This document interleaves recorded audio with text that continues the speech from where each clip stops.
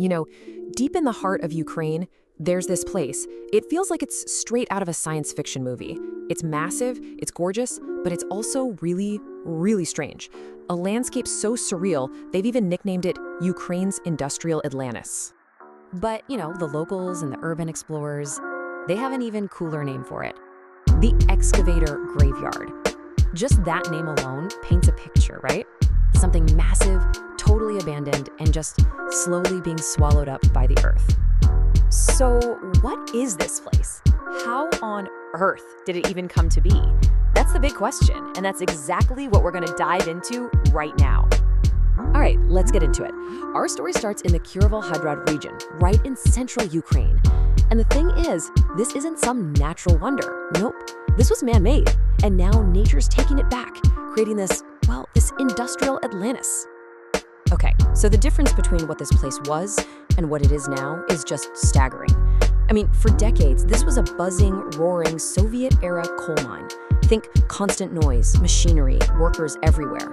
And today, it's this silent, massive turquoise lake. The only visitors now are photographers trying to capture these sunken metal ghosts of a lost time. So the big question is, how does a huge working mine just turn into a lake? It sounds kind of crazy, right? Let's break down exactly how this incredible transformation went down.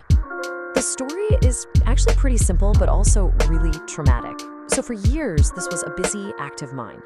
But then, after 2009, it just wasn't profitable anymore. The money wasn't there, so they just left. The whole site was abandoned. And we all know what happens when people walk away from something, right? Nature just rushes right back in. And oh boy, did it rush in. As soon as they turned off those massive pumps that were keeping the pit dry, groundwater started pouring in. It was relentless. And this huge hole in the ground just started filling up, completely swallowing everything that was too big or too expensive to haul out of there. We're talking giant excavators, all sorts of heavy machinery, just gone. But the thing that really gets you is the color. That incredible, almost tropical blue water, it just doesn't look like it belongs in an old coal mine. So what's the deal? What's the secret behind that amazing blue? Now, your first thought might be pollution, right? Some kind of chemical spill, but nope, that's not it at all.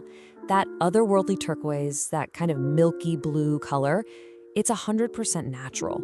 It's all because of specific minerals and clay from the ground just suspended in the water. It's basically a beautiful trick of light and chemistry. Okay, but this is super important. It might look like a Caribbean beach, but I'm telling you, it is not. The water is dangerously cold all year round, and the bottom just drops off like a sheer cliff just a few feet from the shore. This is a place for your eyes, not for a swim, seriously. All right, so if you can't swim there, and it's kind of in the middle of nowhere, who's actually going to this place? What's the big draw? Well, the answer is creators. The quarry has become this huge magnet for photographers, travel bloggers, and urbex lovers. They're all drawn to this totally unique atmosphere. I mean, that surreal, post-apocalyptic vibe, it's absolute gold for social media. You can get these incredible shots for TikTok, YouTube, Reels, and you probably don't even need a filter. And just to give you an idea of the scale, it's kind of hard to even wrap your head around it. The whole quarry stretches for several kilometers. It's this enormous man-made scar on the face of the planet. And then you've got these cliffs surrounding the water, towering dozens of meters straight up. When you're standing on the edge, anyone below looks like a tiny little ant. It's a landscape that really makes you feel small, and it perfectly shows off the immense power of our machines and the even greater power of nature. Okay, let's get serious for a second. It's so important to remember that as beautiful as this place is, it's not a park. It's an abandoned industrial site, and that means it comes with a whole set of dangers that you really have to respect. So if you're ever thinking of checking it out, you absolutely have to understand the risks.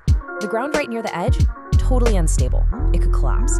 The clay slopes are like a slip and slide, especially if they're wet. And all that rusting metal, super hazardous.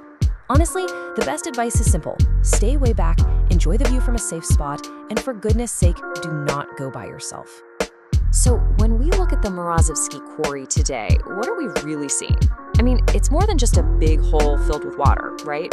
It's become something, well, something much more symbolic. What it is now is a living, breathing display of nature's slow, steady power. It's a place where these man-made giants, machines that once ripped the earth apart, are now being silently, gracefully swallowed back up by it. So in the end, the quarry is this beautiful, eerie monument.